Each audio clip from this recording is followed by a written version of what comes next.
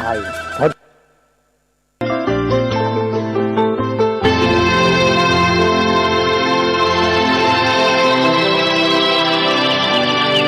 วันนี้เป็นวันพระขอเรียนเชิญพุทธศาสนิกชนทุกท่านมากลั่นจิตให้ใสกลั่นใจให้เป็นบุญด้วยการให้ทานรักษาศีลและเจริญจิตภาวนาน้อมจิตให้เข้าถึงพระรัตนตรัย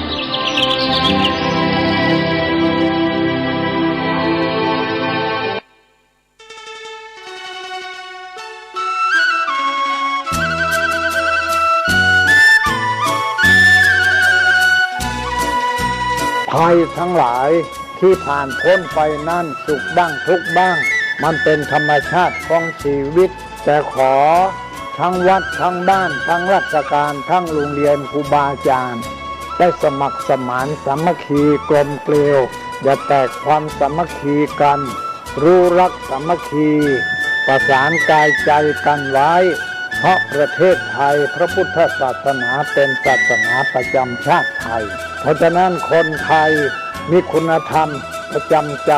ประจำกายรักษากายวาจาใจให้เจริญมั่นคงเพื่อเป็นการผูกสัมพันธไมตรีด้วยพรหมวิหารธรรมคือให้มีเมตตาปราณีเอื้ออารีซึ่งกันและกันไว้จะแต่ความสามัคคีกันให้สัมพันธ์กายสัมพันธ์ใจ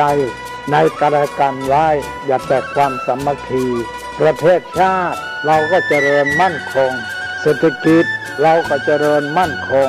สังคมเราก็เจริญมั่นคง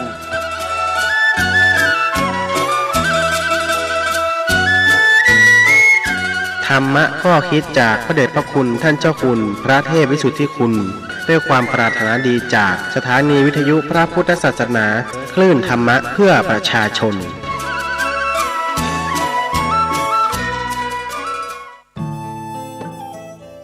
ท่านกำลังติดตามรับฟังสถานีวิทยุกระจายเสียงพระพุทธศาสนาแห่งชาติและสังคม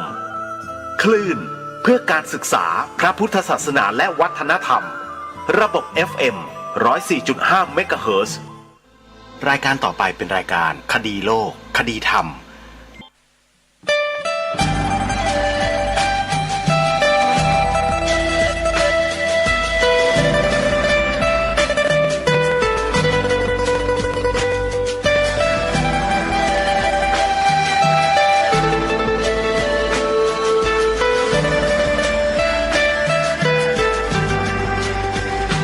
กล้าคิด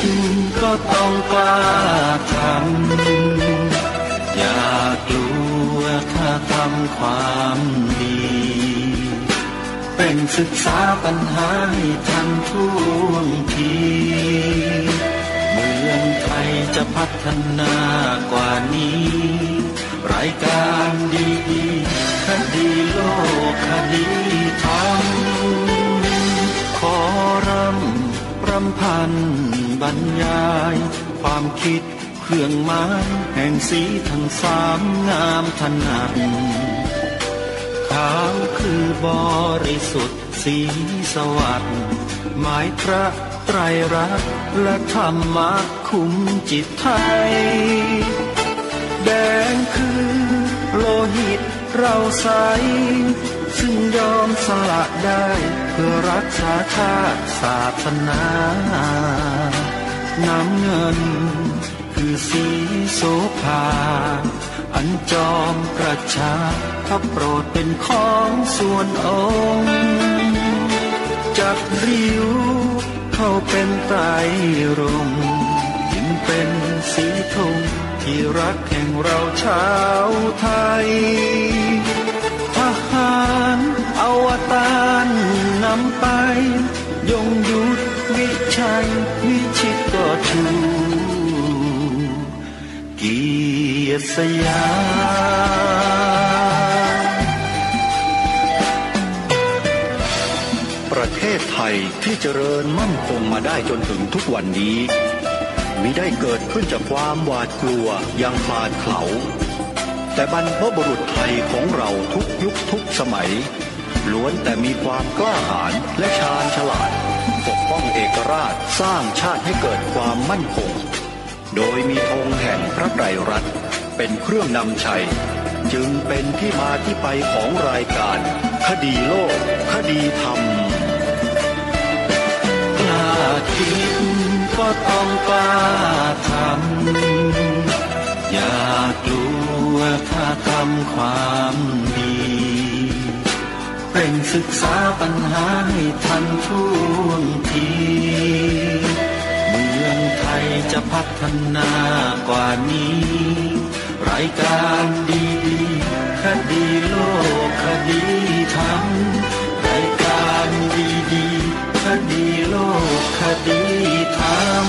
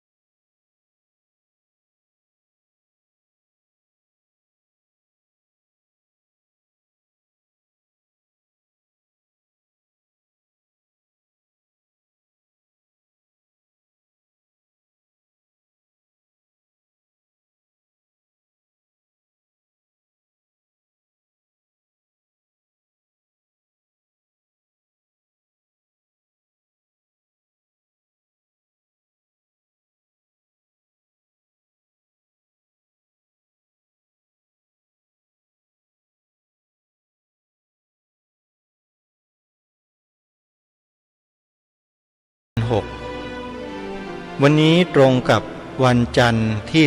30พฤษภาคมพระพุทธศักราช2565รายการคดีโลกคดีธรรมมาพบกับท่านผู้ฟังเป็นปกติวันจันทร์ถึงวันศุกร์และวันเสาร์อาทิตย์ทางสถานีวิทยุแห่งนี้ท่านสามารถดาวน์โหลดแอปพลิเคชันวิทยุพุทธศาสนาทั่วไทยเพื่อติดตามรับฟังรายการนี้ได้ทุกวันแอปพลิเคชันนี้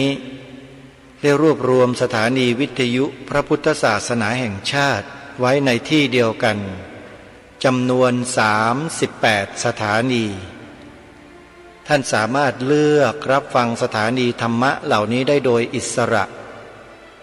นี่คือความโชคดีของชาวพุทธในประเทศไทยของเราที่เรามีสาระธรรมะจากครูบาอาจารย์ของเราท่านเปิดออกอากาศ24ชั่วโมงให้เราฟังแล้วก็สามารถฟังได้ทุกพื้นที่ของโลกเพื่อให้เรานั้นไม่ห่างไกลจากธรรมะท่านจึงพยายามสร้างสรรค์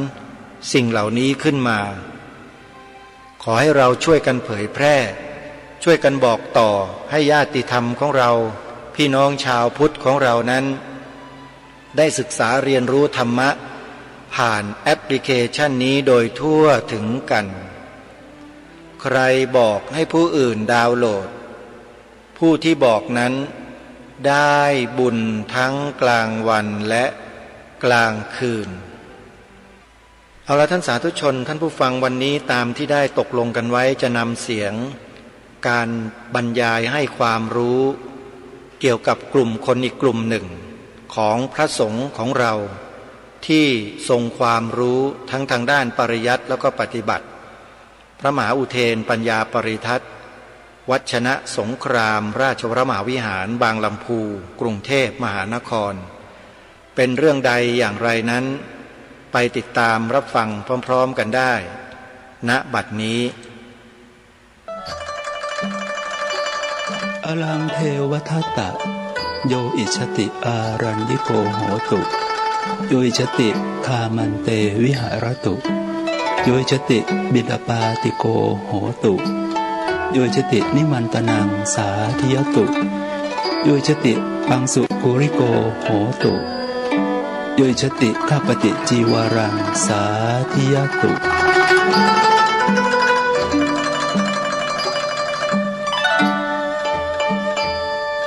ขอ เจริญธรรมอำนวยพรท่านสาธุชนชาวพุทธทั้งหลาย วันนี้เป็นวันพระธรรมสวนะแรม14 ค่ำเดือน4 ปีรากาตรงกับวันศุกร์ที่16 มีนาคมพุทธศักราช 2561 ควรที่ท่านสาธุชนชาวพุทธจะได้สลับตับฟังธรรมเทศนาเป็นลำดับต่อไป ตามพระบาลีที่มีมาในพระวินัยปิฎกอาตมาภาพยกสาธกขึ้นแสดงเป็นนิเกปบทว่าอาลังเทวทัตตะโยอิชติอารัญญิโกโหตุโยอิชติคามันเตวิหารตุโยอิชติบิณฑปาติโกโหตุโยอิชตินิมันตนังสาธิยตุโยอิชติปังสุกุริโกโหตุโยอิชติข้าปฏิจีวรังสาธิยตุแปลว่าอย่าเลยเทวทัตภิกษุรูปใดปรารถนาก็จงอยู่ป่าเป็นวัดเถิดภิกษุรูปใดปรารถนาก็จงอยู่ในบ้านเถิดภิกษุรูปใดปรารถนาก็จงเที่ยวบิณฑบาตเป็นวัดเถิดภิกษุรูปใดปรารถนาก็จงรับนิมนต์ที่ชาวบ้านเชื้อเชิญด้วยข้าวปลาอาหารเถิดภิกษุรูปใดปรารถนาจงถือผ้าบางสกุลจีวรเป็นวัดเถิดภิกษุรูปใดปรารถนาก็จงยินดีข้าบดีจีวรที่ชาวบ้านจัดถวายเถิดเหตุที่ได้นำเอาพุทธวจนะพระบาลีที่มีอยู่ในพระวินัยปิฎกมาสาธกแสดงนี้เพราะต้นเรื่องมาจากพระเทวทัตที่มาทูลขอวัตถุ5ประการจากพระผู้มีพระภาคเจ้าเพื่อให้ทรงบัญญัติเป็นข้อวัดปฏิบัติอย่างเคร่งครัดแก่พระภิกษุสงฆ์ทั่วสังคมณฑลพระพุทธเจ้าไม่ทรงรับวัตถุ5ประการจากพระเทวทัตนั้นเพื่อบัญญัติให้เป็นข้อวัดปฏิบัติแก่พระภิกษุสงฆ์ทั่วสังคมณฑลเพราะหากว่าไปทรงรับเอาวัตถุ5ประการจากพระเทวทัตบัญญัติไว้ในสังคมณฑลให้ปฏิบัติอย่างเคร่งครัด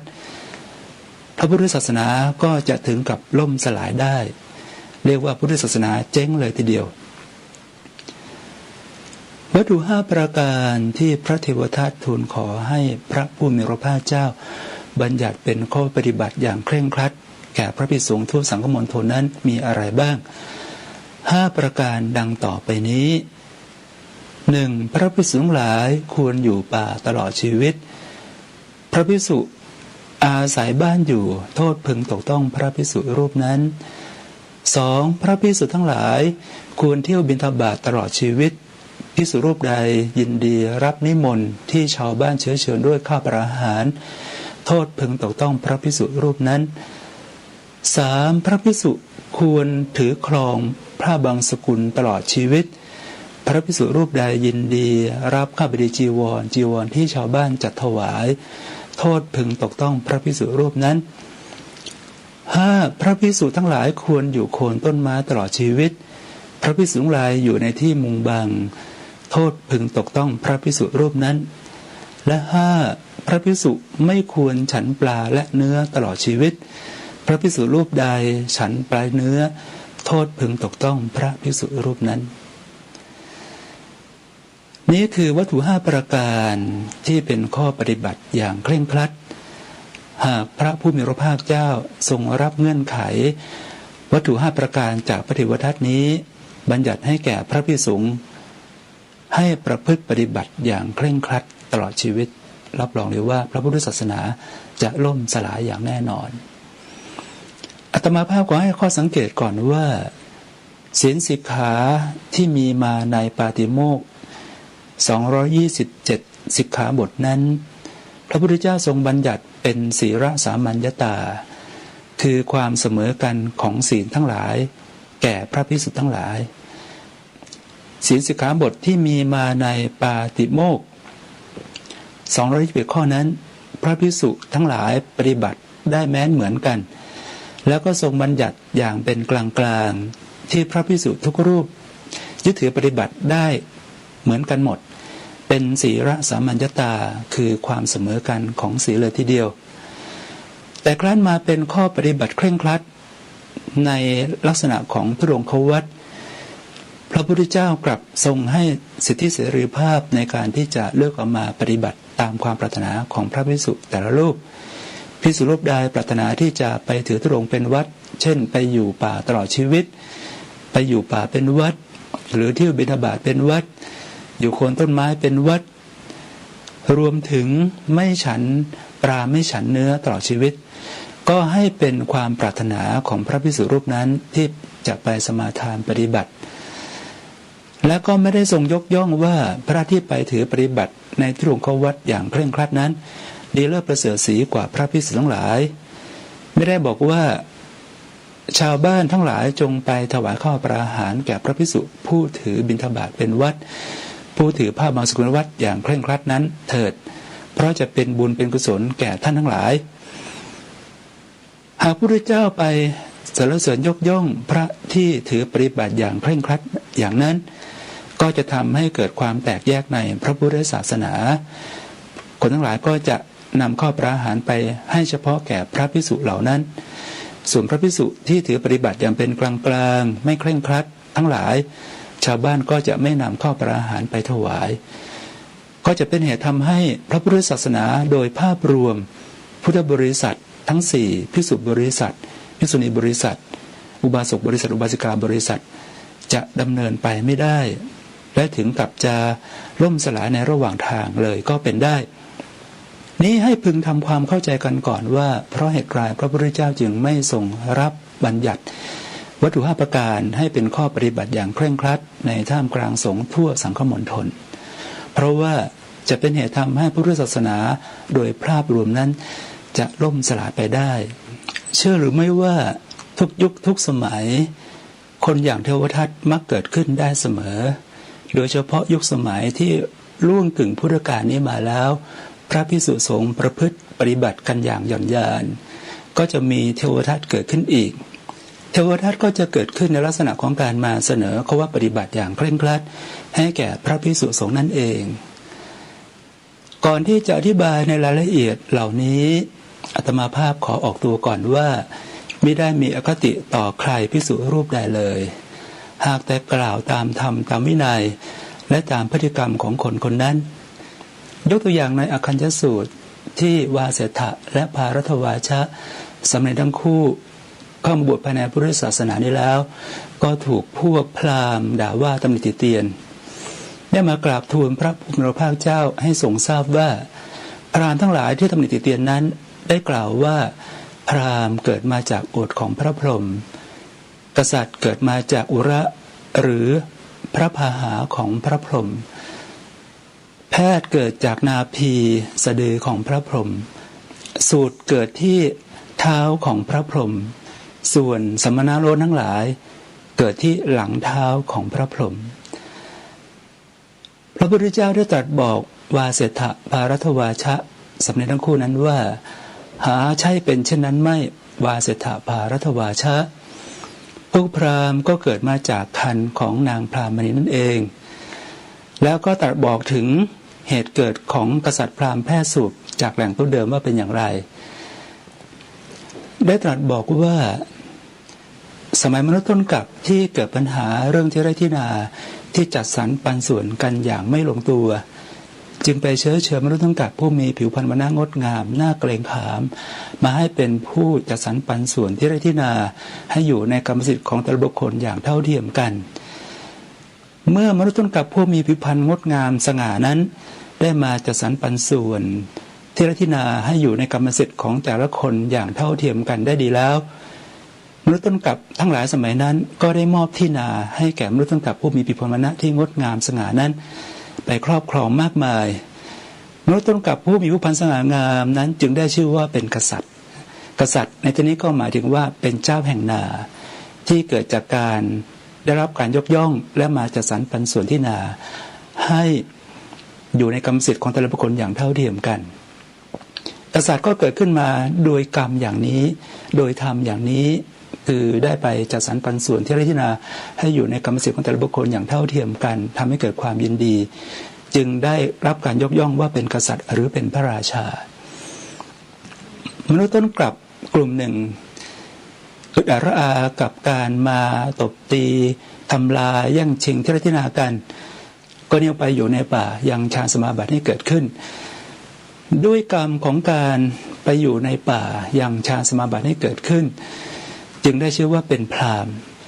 พราหมณ์ความหมายเดิมนั้นก็คือผู้ที่ลอยบุญละบาปไม่เกี่ยวข้องกับคนทั้งหลายที่อยู่ในบ้านนั้นคนอีกกลุ่มหนึ่งก็ไปเอาดีทางด้านการทำมาค้าขายหาเลี้ยงชีพก็ได้ชื่อว่าเป็นแพทย์ก็คือพ่อค้าแม่ขายนั่นเองเกิดขึ้นโดยกรรมเกิดขึ้นโดยธรรมที่ทำการค้าขายของตนเองจึงได้ชื่อว่าเป็นแพทย์และมนุษย์ต้องกลับอีกกลุ่มหนึ่งก็ไปเอาดีทางด้านเป็นข้าราชกรรมกรใช้แรงงานจึงได้ชื่อว่าเป็นสูตรจากกรรมจากการกระทำของตนนั้นกษัตริย์พราหมณ์แพทย์สูตรได้ชื่อว่าเกิดขึ้นโดยกรรมการกระทำของตนและโดยธรรมที่เกิดขึ้นมาโดยชอบไม่ใช่เกิดมาจากส่วนใดส่วนหนึ่งของพระพรหมเลยเช่นเดียวกันที่อาตมาภาพให้ฉายาเรียกสุจินต์บริหารวรรณเขตว่าเป็นยายทูตเทวทัตก็เพราะมีพฤติกรรมเหมือนกันกับพระเทวทัตนั่นเองโดยการมาเสนอข้อปฏิบัติอย่างเคร่งครัดให้แก่พระภิกษุสงฆ์ที่กล่าวในคลิปวิดีโอนั้นว่าโดยแท้จริงแล้วคฤหัสถ์ก็ฟังธรรมรู้แจ้งอริยสัจธรรมได้และเมื่อคฤหัสถ์บรรลุอรหัตผลสำเร็จเป็นพระอรหันต์แล้วก็จะอยู่ในเพศของคฤหัสถ์ไม่ได้ต้องออกบวชเป็นเพศของพระภิกษุจึงจะอยู่ได้ดังนั้นเพศของพระภิกษุจึงเป็นเพศของพระอรหันต์พระภิกษุก็ต้องประพฤติดีปฏิบัติชอบประพฤติอย่างอริยะเป็นอรหันต์ให้ได้เพราะคำว่าพระมาจากคำว่าวระที่แปลว่าประเสริฐความเป็นพระอย่างแท้จริงนั้นจะต้องประพฤติอย่างประเสริฐประพฤติอย่างอริยะเป็นหนึ่งเป็นพระอรหันต์นิยะก็คือต้องการที่จะให้พระภิกษุทุกรูปที่บวชเข้ามานั้นประพฤติประเสริฐเป็นอริยะอรหันต์ให้ได้ทุกรูปเลยนี้ถือว่าเป็นการเสนอข้อว่าปฏิบัติอย่างเคร่งครัดแม้นเหมือนกันกับพระเทวทัตที่เสนอวัตถุ5ประการแด่พระผู้มีพระภาคเจ้าซึ่งจะทำให้เกิดความล่มสลายแก่พระพุทธศาสนาได้เพราะว่าพระภิกษุทุกรูปไม่สามารถที่จะประพฤติปฏิบัติอย่างเคร่งครัดเป็นอริยะอรหันต์จากพฤติกรรมการแสดงออกของยายทูตสุจินต์บริหารวรรณเขตนี้จึงได้ชื่อว่าเป็นเทวทัตไม่ใช่เป็นโจรหรือมหาโจรนะและเราชาวพุทธก็เรียกสุจินต์บริหารวรรณเขตเป็นยายทูตเทวทัตได้เลยเพราะว่าพฤติกรรมกรรมที่ทำมาอย่างนี้ด้วยการว่ากล่าวตำหนิติเตียนพระสงฆ์มาเป็นเวลายาวนานแล้วก็ยกให้พระสงฆ์นั้นจะต้องประพฤติปฏิบัติดีปฏิบัติชอบปฏิบัติอย่างอริยะเป็นอรหันต์ให้ได้ก็ได้ชื่อว่าเป็นเทวทัตไปโดยปริยายตามข้อกล่าวหาตำหนิติเตียนของยายทูตเทวทัตต่อพระสงฆ์มาเป็นเวลายาวนานนั้นโดยเฉพาะเรื่องของพระสงฆ์รับปัจจัยเงินทองว่าต้องอบัตินิสกิยปาจิตตีไปแต่ต้องวัตถุนามาสที่ไม่ควรจับต้องอย่างนั้นอย่างนี้เรามาตกลงกันอย่างจริงจังเลยได้ไหมมาทำข้อตกลงกันให้ดีตามนัยยะของพระพุทธศาสนานี่แหละลำดับแรกให้ย้อนกลับไปดูพุทธจริยาปฏิปทาของพระพุทธเจ้าก่อนที่พระองค์เสด็จไปแสดงธรรมโปรดเวนยสัตว์ให้ดวงตาเห็นธรรมนั้นพระพุทธองค์ทรงปรารถนาปัจจัยเงินทองที่มาเป็นกันเทศของชาวบ้านหรือเปล่าตอบได้อย่างชัดเจนว่าพระพุทธเจ้าไม่ได้ปรารถนาปัจจัยเงินทองที่เป็นกันเทศของชาวบ้านคนนั้นๆเลยและไม่ปรารถนาปัจจัยเงินทองที่จะเป็นค่าพาหนะเสด็จดำเนินไปของพระองค์ด้วยเพราะเหตุไรจึงไม่ปรารถนาเพราะว่าธรรมะนั้นประเสริฐยิ่งกว่าปัจจัยเงินทองเหล่านั้นที่จะแลกออกมาประเสริฐตรงที่ว่าทำให้คนได้ดวงตาเห็นธรรมและปัญญาหูตาสว่างและพ้นทุกข์อย่างแท้จริงดังนั้นธรรมะจึงไม่ควรที่จะแลกออกมาซึ่งปัจจัยเงินทองหรือกันเทศใดๆเลยอาตมาภาพเองผู้แสดงธรรมอยู่ทุกวันนี้และไปแสดงธรรมในที่อื่นก็ตามไม่เคยปรารถนาที่จะให้ญาติโยมมาถวายปัจจัยเงินทองเป็นกันเทศเลยเพราะรู้ทั้งรู้ว่าธรรมะนั้นประเสริฐ ยิ่งกว่าปัจจัยเงินทองเหล่านั้นที่จะแลกออกมาหากแต่ไปพูดแสดงธรรมเพื่อปลุกเกื้อกูลเพื่อความสุขของปัญญาหูตาสว่างของประชาชนทั้งหลายซึ่งนั่นก็ประเสริฐกว่าใช่ไหมทีนี้เรามาทำข้อตกลงกันว่าพระพุทธเจ้าเสด็จไปแสดงธรรมโปรดอริยสัจไม่ได้รับปัจจัยเงินทองแม้เป็นค่าพาหนะเดินทางของพระองค์หรือเป็นการเทศที่จะเอามาให้แก่พระองค์เลยธรรมะไม่ควรต่อการที่จะเป็นแลกเอาปัจจัยเงินทองมาเพราะประเสริฐยิ่งกว่านั้นถ้าเช่นนั้นคุณที่เป็นฆราวาสนั่นแหละสุจินต์บริหารวณเขตหรืออาจารย์ยุพาอารามกุลที่เอาธรรมะของพระพุทธเจ้าไปพูดไปแสดงนั้นคุณก็ไม่พึงที่จะไปรับปัจจัยเงินทองของชาวบ้านที่เขานำมาให้แก่คุณใช่ไหมแล้วถามว่าที่คุณไปพูดบรรยายอยู่ตามโรงแรมต่างๆหรือสถานที่องค์กรที่งดงามต่างๆนั้นคุณได้รับปัจจัยเงินทองหรือเปล่าคุณเอาปัจจัยเงินทองไหมอาตมาเชื่อแน่นอน 100% ว่าคนพวกนี้จะต้องรับค่าวิทยากรเป็นปัจจัยเงินทองแทบทั้งนั้นไม่เคยเลยที่จะไม่รับปัจจัยเงินทองจากคนฟังที่เอามาให้ตนเลยใช่ไหมอันนี้คือทำข้อตกลงกันให้ได้ก่อนว่าถ้าต้องการจะให้พระภิกษุสงฆ์เคร่งครัดไม่รับปัจจัยเงินทองเลยพวกคุณก็ต้องทำให้เป็นตัวอย่างก่อนว่าการที่เอาธรรมะของพระพุทธเจ้าไปพูดไปแสดงนั้นก็ไม่รับปัจจัยเงินทองเหมือนกันเพราะธรรมะนั้นประเสริฐยิ่งกว่าปัจจัยเงินทองไม่ควรที่จะเอาแลกมาคุณทำเป็นตัวอย่างให้ได้ก่อนว่าที่เที่ยวพูดแสดงธรรมตำหนิเตียนพระสงฆ์อยู่นั้นไม่รับปัจจัยเงินทองใดๆเลยแม้แต่เป็นค่าพาหนะเดินทางไปของตนจะต้องเดินทางไปเองจะรับอย่างมากก็เพียงแค่ข้าวปลาอาหารที่เขานำมาเลี้ยงดูขณะที่ไปบรรยายอยู่นั้นเท่านั้นต่อมามหาวิทยาลัยสงฆ์ทั้งฝ่ายมหานิกายธรรมยุทธมจรมมรนั่นแหละก็ต้องทำเป็นตัวอย่างด้วยเพราะว่าพวกท่านทั้งหลายได้นำเอาธรรมะของพระพุทธเจ้าไปสอนเป็นวิชาของพุทธศาสนาจะต้องไม่รับปัจจัยเงินทองเช่นเดียวกันสอนเอาบุญเอากุศลกันอย่างแท้จริงไม่รับปัจจัยเงินทองแม้กระทั่งเป็นค่าพาหนะที่จะเดินทางไปมปจรหรือมจรหรือมมรรับเป็นอย่างมากก็คือข้าวปลาอาหารที่ญาติโยมจะถวายนำไปเลี้ยงดูเท่านั้นทำให้เป็นตัวอย่างก่อนได้ไหมถ้าทั้งสุจินต์บริหารวณเขตอาจารย์ยุพาอารามกุลทำให้เป็นตัวอย่างโดยการพูดการแสดงธรรมเผยแผ่พระศาสนานั้นไม่รับปัจจัยเงินทองเลยมจรมมร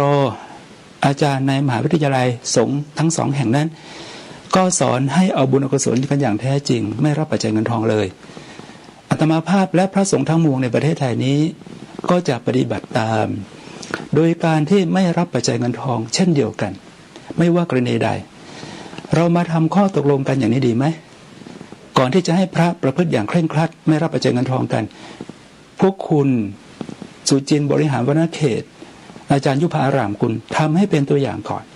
ว่าคุณมีความบริสุทธิ์ใจต่อการเผยแผ่พุทธศาสนาเอาบุญเอากุศลกันอย่างแท้จริงตามที่อาตมาภาพได้มาพูดคุยชี้แจงแสดงตามหลักธรรมวินัยในพระไตรปิฎกและอธิบายขยายความตามบริบททางสังคมเหตุปัจจัยอย่างรอบด้านโดยเฉพาะเรื่องของนิสสิกยปาจิตตีข้อที่พระภิกษุรับปัจจัยเงินทองนั้นต้องอาบัติเป็นนิสสิกยปาจิตตีก็ปรากฏว่ามาในมุกเดียวกันเลยทั้งมหาภาคภูมิศิรนันโทและทั้งชายคนหนึ่งที่มาตำหนิติเตียนอาตมาในช่องสนทนาของ Facebook ว่าอาตมาคัดค้านพุทธบัญญัติของพระพุทธเจ้ามาล้มล้างพุทธบัญญัติข้อที่ว่าด้วยรับปัจจัยเงินทองนั้นอาตมาภาพก็ไม่เข้าใจเหมือนกันว่าคนพวกนี้สายตาทำมาจากอะไรถึงอ่านหนังสือไม่รู้เรื่องสมองก็ไม่รู้ทำมาจากอะไรมีแต่เปลือกสมองหรือเปล่าก็ไม่แน่ใจนะไม่รู้ไม่เข้าใจในยะที่อาตมาภาพพูดอธิบายแสดงชี้แจงให้ฟังเลยอาตมาภาพนี่แหละเป็นคนที่ซื่อตรงต่อธรรมวินัยในพระไตรปิฎกของพระพุทธเจ้าอย่างแท้จริงไม่เคยคิดที่จะคัดค้านพุทธบัญญัติหรือล้มล้างพุทธบัญญัติข้อใดข้อหนึ่งเลยหากแต่กล่าวตรงตามความเป็นจริงทุกประการตั้งแต่ต้นเลยเอาอย่างนี้ดีไหม ถ้าต้องการที่จะให้เคร่งครัดจริงๆสำหรับพระมหาภาคภูมิศรีรันโธที่มากล่าวว่าชี้แจงเรื่องนี้มาอย่างยาวนานแล้ว ย้อนกลับไปดูพุทธจริยาของพระสัมมาสัมพุทธเจ้าก่อนเช่นกันสมัยที่พระพุทธเจ้าทรงพระประชวรหนักขณะกำลังเสด็จพระดำเนินไปที่เมืองกุสินาราเพื่อเสด็จดับขันธปรินิพพานนั้นถามว่าเจ้ากษัตริย์ราชวีทั้งหลายมีรถราพาหนะยานพาหนะใดหรือเปล่า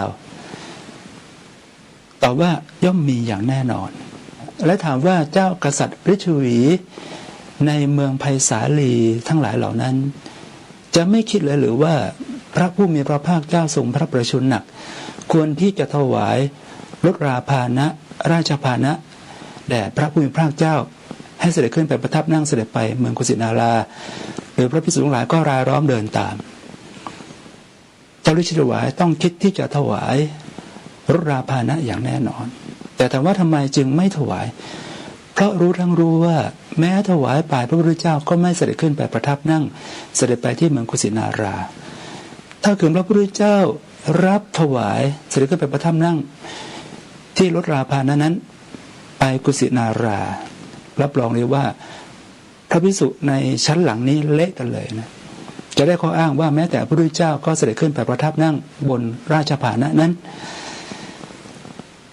ถามว่าทำไมจึงไม่เสด็จขึ้นไปประทับนั่งบนรถราพาหนะนั้นก็เพราะว่ารถราพาหนะนั้นต้องแลกมาด้วยเงินทองต้องจ้างนายช่างให้มาทำรถราพาหนะด้วยเงินทองจำนวนมากจึงจะสำเร็จได้สิ่งที่สำเร็จมาด้วยเงินหรือทองนั้นแน่นอนว่าพระพุทธเจ้าพระอริยสงฆ์ไม่ประสงค์ที่จะไปแตะต้องเพราะมันเป็นวัตถุนามาตของมีค่ามีราคาแล้วก็เกิดอันตรายในภายหลังถ้าหากว่าครอบครองเอาไว้อยู่ดังกล่าวมานี้ถ้าเช่นนั้นพระมหาภาคภูมิศรีรันโธเองก็ดีหรือพระวินัยนิยมที่ถือเคร่งครัดในการไม่รับปัจจัยเงินทองเหล่านั้นก็ดีเมื่อท่านนั่งรถราพาหนะไปทำศาสนกิจที่ไรท่านจะต้องลงจากรถราพาหนะนั้นอย่านั่งไปอย่าเด็ดขาดเพราะมันเป็นวัตถุที่แลกมาด้วยเงินและทองพร้อมกับวัตถุสิ่งของที่มีค่าเช่น iPhone iPad คอมพิวเตอร์ก็ต้องสละทิ้งให้หมดเพราะสิ่งนั้นก็เป็นของมีค่ามีราคาสามารถที่จะเอาไปแลกมาเป็นเงินเป็นทองได้ตกลงเอากันอย่างนี้ไหมเอากันให้เคร่งครัดเลยทีเดียวคุณอย่ามาชูเฉพาะเรื่องของนิสัยปาจิตติที่ตนปฏิบัติได้ว่าจะดีเลิศประเสริฐศรีมีคุณวิเศษเหนือกว่าพระภิกษุทั้งหลายอาตมาดูแล้วว่าพระเหล่านั้นน่ะถ้าที่จริงก็องุ่นเปรี้ยวนั่นแหละปากว่าตาขยิบไม่รับเงินต่อหน้าญาติโยมแต่กลับมารับปัจจัยอยู่ในกุฏิของตนเองทราบจำนวนของปัจจัยที่อยู่ในธนาคารอาตมาภาพพิจารณาดูพฤติกรรมการแสดงออกของคนหลายเหล่านี้ยายทั่วเทวทัตสุจินบริหารวนาเขตพร้อมริ้วล้อบริวารทั้งหลายหรือแม้แต่พระมหาภาคภูมิศรีรันโธก็เช่นเดียวกันมิได้มีความปรารถนาดีต่อพระภิกษุสงฆ์อย่างแท้จริงหรอกมิได้มีความปรารถนาดีต่อการที่จะพิทักษ์รักษาพระสัทธรรมเอาไว้หรอกเพราะเหตุไรจึงกล่าวเช่นนั้นก็เพราะว่าเมื่อเกิดกรณีปัญหาต่อพระสัทธรรมขึ้นมาเช่นอัชราวดีวงศ์สกลเตโชวิปัสสนาที่ถือว่าเป็นผู้มาทำลายพระสัทธรรมของพระพุทธเจ้าในระดับอริยมรรคอริยผลเลยทีเดียวแต่กลายเป็นว่ายายทั่วเทวทัตสุจินบริหารวรเขตพร้อมริ้วล้อบริวารทั้งหลายไม่มาพูดเรื่องนี้เลยปล่อยให้อาตมาภาพกับดร.ทิเทพผาถาเท่านั้นที่มาพูดชี้แจงแสดงความจริงเปิดเผยให้สังคมได้รับทราบแม้มหาภาคภูมิก็เช่นเดียวกันคาดว่านิ่งเงียบไม่ปริปากพูดเพราะว่าอาตมาไม่เห็นท่านบล็อกอาตมาไปแล้วนะแต่เชื่อว่าไม่ปริปากพูดอะไรเลยท่านมหากลัวเปลืองตัวหรืออย่างไรรักษาตนเองมากกว่ารักษาธรรมใช่ไหมในเมื่อกรณีของความอันตรายต่อพระสัทธรรมเกิดขึ้นมาเช่นนี้แล้วทำไมไม่ออกมาพูดมาแสดงชี้แจงให้ประชาชนได้รับทราบก็ในบอกว่าเรียนบาลีใหญ่มีความชำนาญแตกฉานในพระธรรมคำสอนของพระพุทธเจ้าไม่ใช่หรือออกมาพูดมาแสดงหน่อยสิกรณีของธรรมกายก็เช่นเดียวกันทำไมจึงไม่มาพูดมาแสดงชี้แจงให้กับประชาชนได้รับทราบสองคนทั้งหลายเหล่านี้ก็เพียงแค่ต้องการที่จะมายกตนข่มคนอื่น รักษาศีลข้อใดข้อหนึ่งนิสุยปาจิตติได้แล้วก็ยกตนขึ้นเป็นผู้พิเศษเหนือกว่าพระภิกษุทั้งหลายเท่านั้นเอง2ยายทูตเทวทัตสุจินบริหารวนเขตกล่าวก้าวร่วงจ้วงจับตำหนิเตรียมพระภิกษุสงฆ์ถึงขนาดที่ว่าเอาเงินไปให้แก่พระก็เท่ากับเอาไปสนับสนุนโจรกล่าวตำหนิเจียนโจทย์พระภิกษุสงฆ์ทั่วประเทศว่าเป็นโจรทีเดียวไปดูในสังฆทิเศษข้อหนึ่งที่ว่าด้วยการโจทย์พระภิกษุด้วยอาบัติปาราชิกไม่มีมูลต้องบัตรสังฆทิเศษในข้อนั้นมีการโจทย์ว่าท่านเป็นโจรท่านไม่ใช่สมณะเชื้อสายสากยบุตรเนี่ยการกล่าวโจทย์ว่าพระภิกษุทั่วประเทศนั้นเป็นโจรก็เท่ากับเป็นการกล่าวโจทย์พระภิกษุด้วยบาปปาราชิกไม่มีมูลยายทวดสุจินบริหารวนเขตเองก็ต้องถือว่าต้องโทษอันหนักเป็นบาปหนักยายทวดเทวทัตสุจินบริหารวนเขตไม่ได้กล่าวจำแนกแยกออกมาเลยว่าวัดใดบ้างพระรูปใดอยู่ที่ไหนมีพฤติกรรมเป็นอย่างไรถ้าให้มันถูกต้องก็ต้องไปจำแนกออกมาว่าเป็นวัดนั้นวัดนี้พระภิกษุรูปนั้นรูปนี้ไม่ใช่มาตีขลุ่มเหมารวมทั้งหมดคนนั้นเพราะอะไรเพราะว่ายายทวดเทวทัตสุจินบริหารวนเขตก็ไม่กล้าที่จะแยกออกมาว่าเป็นรูปนั้นรูปนี้เพราะกลัวจะโดนเขาโจมตีโดนข้อคอรหาอย่างหนักดังนั้นจึงตีรวมพระภิกษุทั้งประเทศว่าเอาเงินไปให้แล้วก็จะเป็นการสนับสนุนโจรเท่ากับพระภิกษุสามเณรเป็นโจรไปทั่วประเทศอันนี้คือข้อกล่าวหาร้ายแรงที่สุดที่มีต่อพระภิกษุในประเทศไทยข้อที่3ยายทูตเทวทัตสุจินบริหารวนเขตเอาแต่ตำหนิเตียนพระภิกษุสงฆ์กล่าวก้าวร่วงจ้วงจับโดยถ่าเดียวแม้แต่กรณีที่พระภิกษุสงฆ์ท่านสละตนไปทำข้าวปลาอาหารเอาไปให้แก่คนตกทุกข์ยากน้ำท่วมนั้นก็ยังกล่าวตำหนิเตียนคนที่มากล่าวตำหนิเตียนพระสงฆ์เช่นนี้จะได้ชื่อว่าเป็นคนปรารถนาดีต่อพระสงฆ์ต่อพระสัทธรรมอย่างนั้นหรืออาตมาภาพมองว่าไม่ใช่เลยไม่ใช่คนที่มีความปรารถนาดีต่อพระภิกษุสงฆ์ให้ท่านประพฤติปฏิบัติอย่างเคร่งครัดเป็นอริยอรหันต์ไปเลยเพียงแค่ต้องการที่จะมายกตนข่มท่านเรียกลูกค้าเข้าไปหาตนเท่านั้นเองคำพูดประโยคหนึ่งของยายทวดเทวทัตสุจินบริหารวนเขตก็พูดในเชิงตลาดเอาไว้อย่างชัดเจนว่าคฤหัสถ์ฟังธรรมก็รู้แจ้งอริยสัจธรรมนั้นได้โดยนัยยะก็คือต้องการให้มาฟังธรรมจากฉันนี้เท่านั้นเพราะฉันเป็นคนพูดพิธรรมอย่างลึกซึ้งฟังธรรมจากฉันแล้วก็จะรู้แจ้งอริยสัจธรรมได้โดยไม่ต้องไปประพฤติปฏิบัติทำสมาธิภาวนาที่ไหนเลยและยายทูตเทวทัตสุจินบริหารวนเขตก็แอนตี้คัดค้านการปฏิบัติทำสมาธิอย่างชัดเจนก็กลายเป็นมิจฉาทิฏฐิไปแล้วเพราะว่าการประพฤติปฏิบัติทำกรรมฐานสติปัฏฐานภาวนา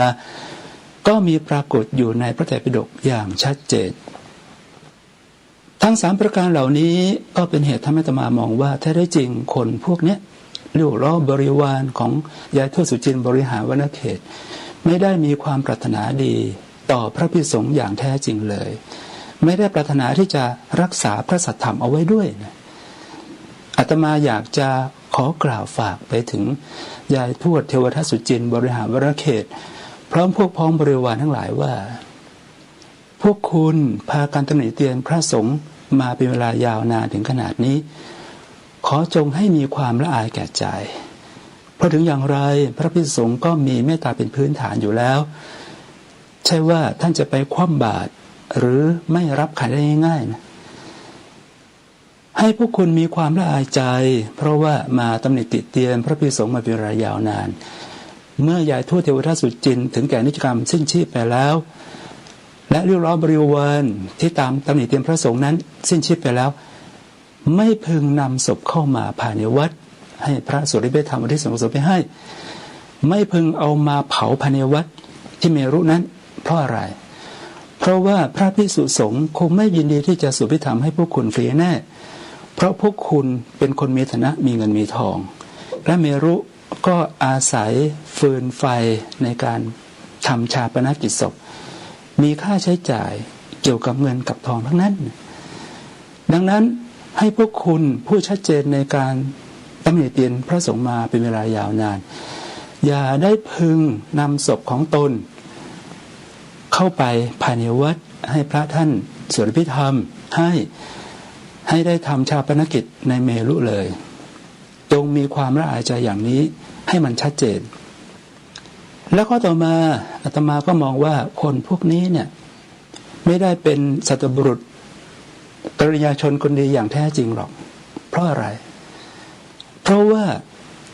คนที่เป็นสัตบุรุษคนดีอย่างแท้จริงนั้นจะไม่มากล่าวตำหนิเตียนพระสงฆ์อย่างนั้นอย่างนี้และคนพวกนี้ก็ไม่ได้ชื่อว่าเป็นคนที่รักษาศีล 5ได้อย่างสมบูรณ์บริบูรณ์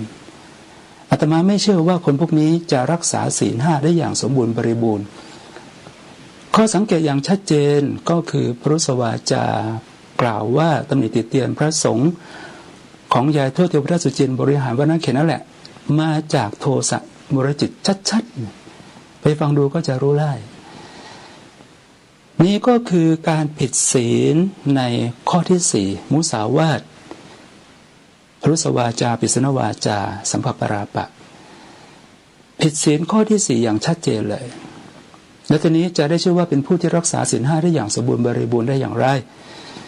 บกพร่องในศีล 5อย่างชัดเจนผิดเป็นว่าเล่นซะด้วยซ้ำไปเพราะถ้าหากว่าคุณรักษาศีล 5ได้อย่างสมบูรณ์บริบูรณ์คุณก็จะต้องเป็นพระโสดาบันเป็นพระโสดาบันอริยบุคคลในพระพุทธศาสนานี้และถามว่าพระโสดาบันอริยบุคคลในพุทธศาสนานี้ท่านกล่าวตำหนิติเตียนพระสงฆ์ก้าวล่วงจ้องจับพระภิกษุสงฆ์หรือไม่พระโสดาบันบุคคลที่เป็นฆราวาสยังกล้มกราบไหว้กุลบุตรผู้บวชเป็นพระภิกษุนุ่งครองผ้ากาสาวพัสในวันนั้นเลยขณะที่ท่านเป็นปุถุชนแท้ๆพระอริยบุคคลโสดาบันก็ยังกล้มกราบไหว้พระภิกษุผู้เป็นปุถุชนนั้นซึ่งบวชภายในวันนั้นเพราะอะไรเพราะว่าพระภิกษุนั้นเป็นอุดมเพศเป็นเพศที่ยิ่งกว่าหินเพศของคฤหัสถ์ซึ่งเป็นเพศที่ต่ำและที่สำคัญคือผ้ากาสาวพัสย้อมน้ำฝาดแม้ที่อาตมานุ่งห่มนี้ก็เป็นผ้ามาจากกาสีที่สืบทอดการย้อมตัดเย็บมาเป็นเวลายาวนานเป็นธงชัยของพระอรหันต์แล้วพระภิกษุที่มานุ่งห่มครองนี้ก็ถือว่าสืบเนื่องมาจากพระอริยสงฆ์ในพระรัตนตรัยที่นุ่งห่มจีวรผ้ากาสาวพัสนี้เช่นเดียวกันดังนั้นการที่มาตำหนิติเตียนพระภิกษุสงฆ์แม้เป็นปุถุชนในภายหลังนี้ก็ได้ชื่อว่าเป็นการตำหนิเตียนผ้ากาสาวพัสที่สืบเนื่องมาจากอริยสงฆ์นับเนื่องอยู่ในพระรัตนตรัยนั้นแล้วถามว่าพระอริยบุคคลโสดาบันเขาทำกันอย่างนี้เหรอเขาไม่ได้ทำกันอย่างนี้เขาไม่ได้เตรียมพระภิกษุสงฆ์กันอย่างนี้อันนี้ให้พึงทำความเข้าใจด้วยตัวคุณก็ปรารถนาที่จะให้พระประพฤติปฏิบัติอริยะเป็นพระอรหันต์อย่างเคร่งครัดแต่ถามว่าตัวคุณนั่นแหละศีล 5ครบบริบูรณ์หรือไม่ยังบกพร่องกระพ่องกระแพร่งผิดเป็นว่าเล่นไม่ใช่หรือดังนั้นทำตนให้มันดีก่อนเถิดอาตมาภาพก็อยากจะทำนายว่าคนเหล่านี้เนี่ยที่เรียนพิธรรมมาบอกว่าตัวลึกซึ้งในธรรมอย่างแท้จริงนั้นตายไปในภายภาคหน้าจะต้องเกิดเป็นปลากระบินปากเน่าปากเหม็นอย่างแน่นอนเพราะว่าเอาแต่มาตำหนิติเตียนพระภิกษุสงฆ์เป็นเวลายาวนานแล้วตามที่อาตมาภาพได้แสดงธรรมประจำวันพระธรรมสวนะวันพระธรรมสวนะนี้แรม15ค่ำเดือน4ปีรากา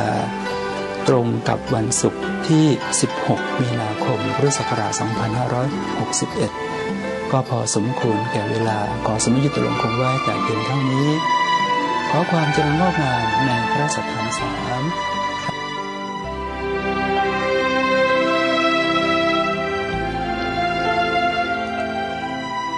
ท่านสาธุชนผู้ฟังทุกท่านเสียงการแสดงพระธรรมเทศนาโดยพระมหาอุเทนปัญญาปริทัศน์วชนะสงครามที่มีเผยแพร่อยู่ในคลิป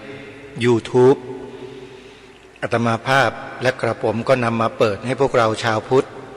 ได้สดับรับฟังถึงเหตุถึงผลที่ท่านต้องปรารภและพูดถึงบุคคลเหล่านี้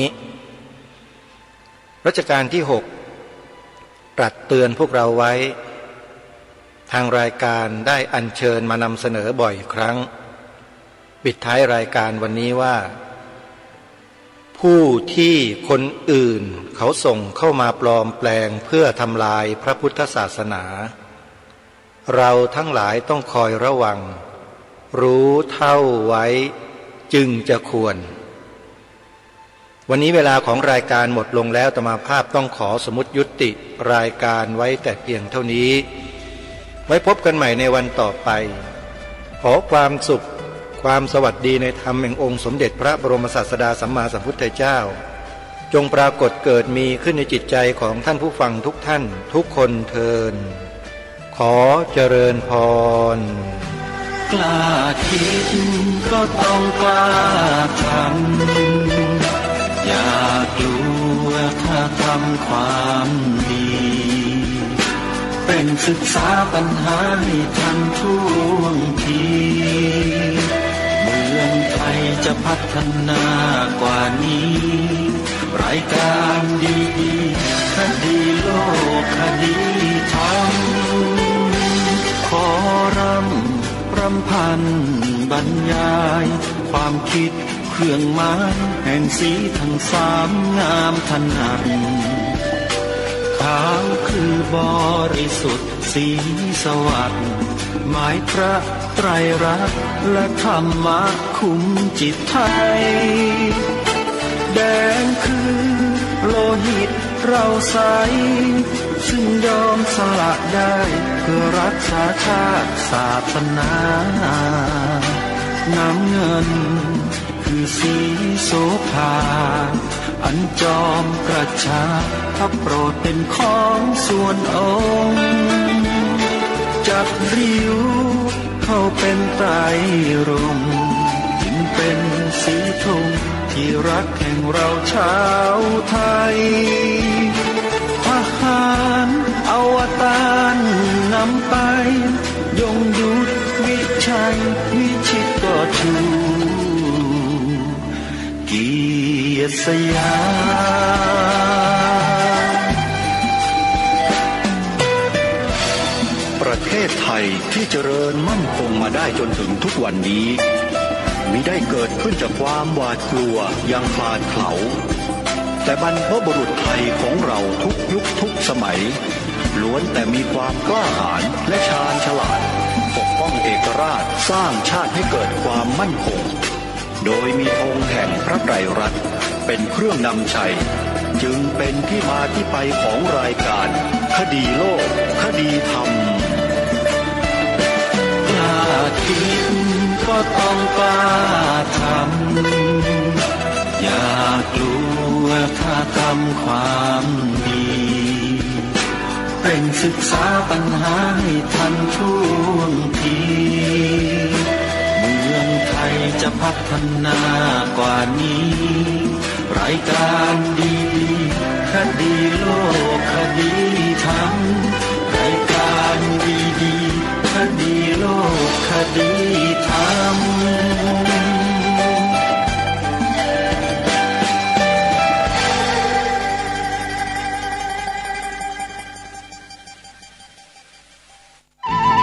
ที่จบไปแล้วนั้นเป็นรายการคดีโลกคดีธรรมดำเนินรายการโดยพระครูปลัดณรงค์ฤทธิ์